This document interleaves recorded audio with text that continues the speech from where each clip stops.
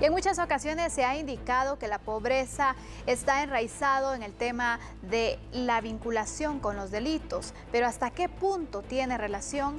Este tema analizaremos hoy con nuestro entrevistado, el experto en materia de seguridad y justicia, Julio Rivera Clavería. Bienvenido. Gracias, Sandy. Es un gusto estar con usted. Licenciado, ¿hasta qué manera es directamente impactada la pobreza en el tema de que las personas se pueden sumar al delito? Lo primero que creo que hay que hacer es un análisis efectivo en los niveles de pobreza y cómo afectan a la población. Pero es un 60% de pobreza y de pobreza extrema. Desde luego, las personas que viven en pobreza o pobreza extrema no tienen acceso a salud, a educación, a vivienda, a trabajo o a trabajo informal. En términos generales es falta de oportunidades. Por lo tanto, la criminalidad también aprovecha esos espacios para lograr atraer especialmente jóvenes, en el caso de las maras, para incorporarse a estructuras criminales, porque lo más importante es poder sobrevivir, aunque sea comer un tiempo o dos tiempos. Uno de los graves problemas que enfrenta el país es no entender que en la medida en que se den esos altos índices de pobreza y de pobreza extrema, es muy complicado poder combatir la criminalidad. Porque son generadoras precisamente esos factores que yo le mencioné con anterioridad de la criminalidad. Están supliendo, digamos, las oportunidades que el Estado les tendría que dar. Las oportunidades que en términos generales el Estado debe ofrecer a la sociedad para que efectivamente tengan oportunidades. Y es más impactante en los jóvenes, porque yo he visto muchos casos de personas que se gradúan incluso de las universidades, especialmente las públicas, y no tienen acceso a trabajo. Eso significa que hay que hacer algo para resolver un problema que de alguna manera no solo nos está afectando, porque la pobreza afecta en la parte económica a las familias, sino también en la parte social. Muchas de estas familias que viven en barrios marginales, al no tener acceso a un salario digno, los jóvenes se incorporan a las estructuras criminales.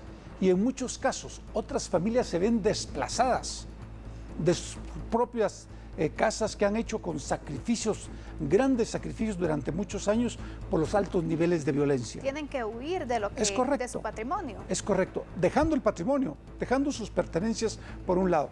Trabajo de muchos años. Yo creo que eso hay que revisarlo desde dos puntos para mí importantes. Uno es, ¿qué planes tenemos que ofrecerle a la población para efectivamente sacar a esa gran mayoría de la pobreza?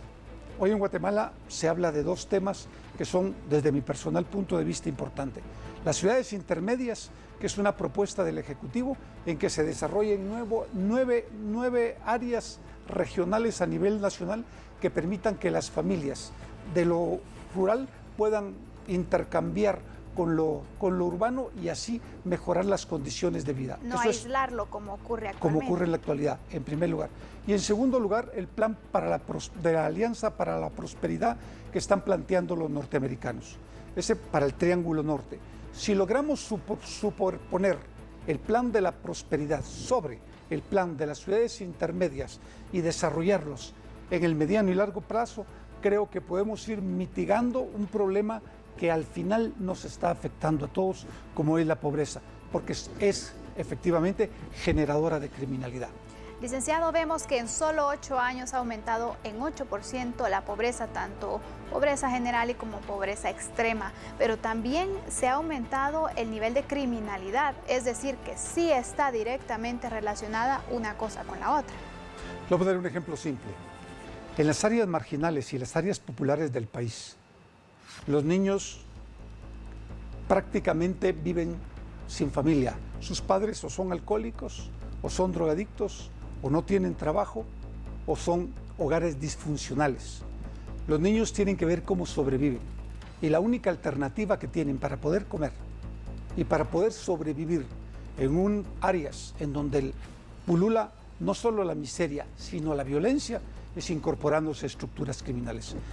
Por lo tanto, efectivamente, la pobreza y la pobreza extrema sí genera criminalidad.